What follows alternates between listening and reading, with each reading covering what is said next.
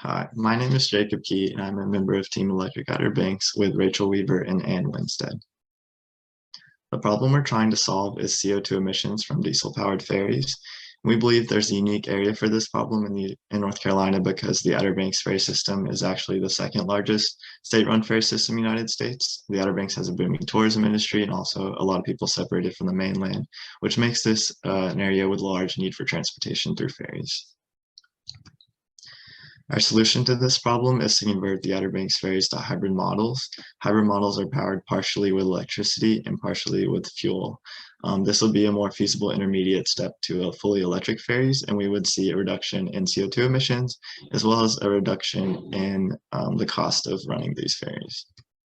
To implement this solution, we would need investment in shore charging stations to maintain an adequate power supply to charge these vessels, as well as investment in renewable energy infrastructure.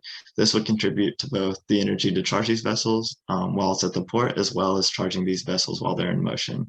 And combining these two sources of energy would decrease the amount of time that these vessels have to remain stationary for charging. We'd also need a large initial investment. Obviously, the batteries, as well as the charging stations, and the renewable energy infrastructure would be a large upfront cost. But some of these initiatives, such as renewable energy, are already occurring simultaneously, which would be advantageous for our solution.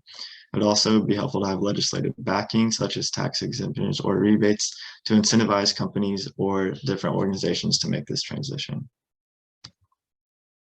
The largest impact we see is environmental. Obviously, a large reduction in the carbon footprint. Passenger ferries have a much larger carbon footprint than the average size car, so this would have a large impact in reducing that amount of emissions and also a decrease in air pollution.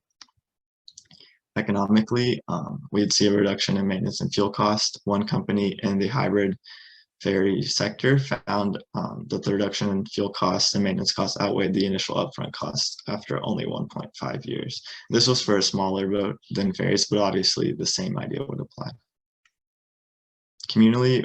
Coastline communities are the most vulnerable to climate change, so this solution would be very advantageous for them to maintain their tourism industry. Also, they would see a reduction in air pollution. One negative we predict might be a potential for increase in ferry wait times, but we believe that the benefits outweigh this cost. In current efforts, there's a lot of companies currently making this transition. There's also been a recent reduction in the cost of lithium-ion batteries, which would be advantageous for our solution. And other states are making this transition as well, such as the Washington Maritime Blue Initiative, which has been converting with an aim to convert their vessels to hybrid models as well. So I hope you consider our solution further, and I thank you for your time.